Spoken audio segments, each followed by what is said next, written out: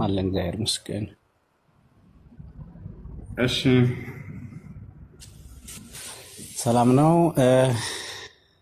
የሆነ እያለፍኩኝ የሆነ መጽሐፍ ቅዱስ አውጥተህ ነበርና በሱ አንድ ነገር ብዬ ልለፍዬ ነው። በመጀመሪያ ስላስገባኝ አመሰግናለሁ። እሱ አንተ ነህ አይደለ? አዎ፣ ግን ሲገቡ ስላሴ ይመስገን አሉ መሰለኝ አይደለ? ኢየሱስ ክርስቶስ ሲያመሰግን ጊዜ አምላኩን ስላሴ ይመስገን ብሎ ነበር እንደርሶ የሚያመሰግነው ወይንስ አብን ብቻ ነበር የሚያመሰግነው? ቆይ እሱ ይቆይና አይቆይም። ቀሲስዬ ይመልሷት። እሷ ነው እዚህ ጋር ምናልባት ከሆነ እሱን አርመውን መሄድ ይችላሉ። ችግር የለም። ኢየሱስ እንደ ኢየሱስ ክርስቶስ እርሶ አብን ብቻ ነው የሚያመሰግኑት ወይንስ የክርስቶስ ተቃዋሚ ሆነው ከአብ ውጭ ስላሴ ይመስገን ብለው ነው የሚያመሰግኑት? ኢየሱስ ምን ብሎ ነበር የሚያመሰግነው? ይንገሩ። አባቱን ያመሰግን ነበረ። አይዋ፣ ስላሴ ይመስገን ብሎ ያውቃል ኢየሱስ ልክ እንደርሶ ወይንስ አያውቅም? አይደለም። ስላሴ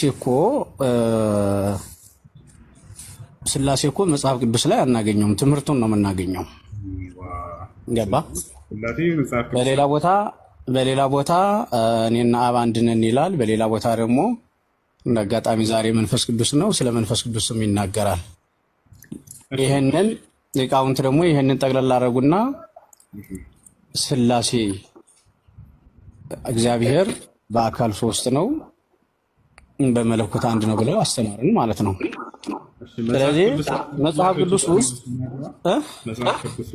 አብ ወልድ መንፈስ ቅዱስ እኮ ነው የሚለን ማቴዎስ 28 ቁጥር 19 ላይ ያጠምቋቸውን በአብ በወልድ በመንፈስ ቅዱስ አጥምቋቸው ይለናል። ምኑ ነው ቅር ያለ? አሁን ስላሴ መጽሐፍ ቅዱስ ላይ የለም፣ ትምህርቱ እንጂ ያለው እሱ የለም ማለት አይደለ? ትምህርቱስ እንደው አለ ወይ ለማለት ስላሴ ማለት ምን ማለት ነው የሚለውን ደግሞ ስናይ አሁን ስንሰማ ትሪኒቲ ሶስትነት ማለት ነው። አምላክ አንድ ነው፣ በመለኮት አንድ ነው፣ በአካል ሶስት ነው ማለት ነው አይደለ? ስላሴ እነሱ ብሎ ያስተማረ ነብያት አሉ? እንደው መጽሐፍ ቅዱስ ላይ አምላክ በመለኮት አንድ ነው፣ በአካል ሶስት ነው ብሎ አስተምረዋል ወይንስ አላስተማሩም? የስላሴ አንድነትና ሶስትነት ገና ከስነ ፍጥረት ጀምሮ ተገልጧል ወንድሜ። አሁን እኮ ያንተ ስህተት ቅድም ራሱ ያነሳውን ሀሳብ እሱን ልነግርህ ነበረ እኮ። መጀመሪያ ኦሪትንና አይ አንተ ብቻ ማውራት ሳይሆን ኦሪትንና አዲስ ኪዳንን ለይተን ማወቅ አለብን አይደለ? እርሶ የሚፈልጉትን ያወሩ። ኦሪትና አዲስ ኪዳንን ለይተን እንወቅ። ለምንድን ነው የምንለያቸው? ይለያላ። ኦሪት ማቆያ ናት። ሁለቱም የአምላክ መልእክት ነው አይደለም?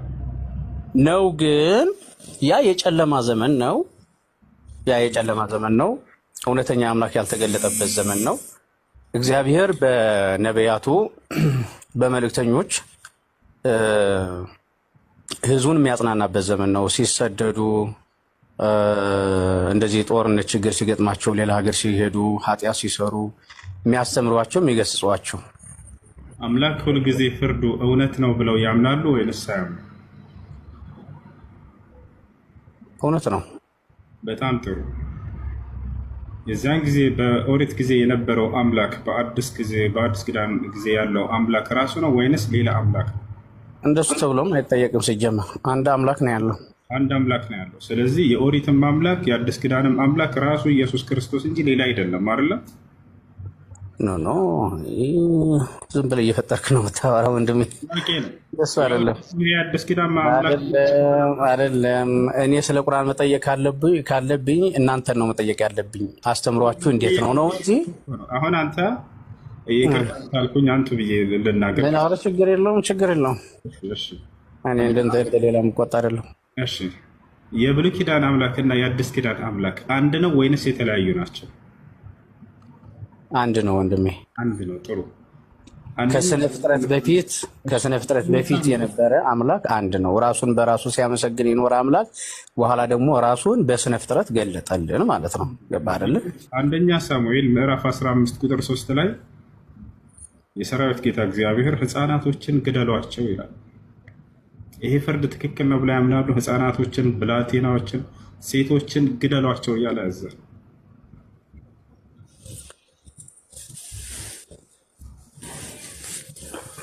አዲስ ኪዳን ላይ ና የብሉይ ኪዳኑ አምላክና የአዲስ ኪዳኑ አምላክ አንድ ነው ብለውኛል። አሁን ያመጣሁት ጥቅስ ላይ የሰራዊት ጌታ እግዚአብሔርን ህፃናትን ግደሉ፣ ሴቶችን ግደሉ፣ ብላቴና ይላል ይላል። ኢየሱስ ክርስቶስ ጊዜ አምላክ ራሱ ነው አምላክ ሌላ አይደለም ብለውኛል። ገዳይ ነበር አምላክ ማለት ነው። የዛኔ የኦሪት ታሪክ በብዛት አይተው ከሆነ ከእነዚህ ከእስራኤላውያን ጋር የተያዘ ስለሆነ እግዚአብሔር እስራኤልን ለምን እንደመረጠ